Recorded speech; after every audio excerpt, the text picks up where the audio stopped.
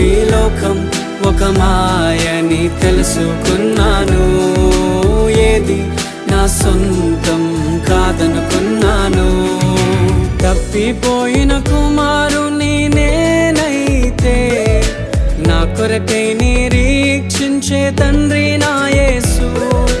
తప్పిపోయిన కుమారుని నేనైతే నా కొరకై నిరీక్షించే తండ్రి నా యేసు.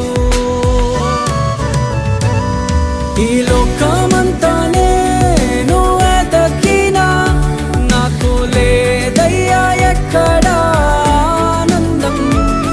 నీ సన్నిధిలో ఒక్క క్షణం గడిపినా నా హృదయం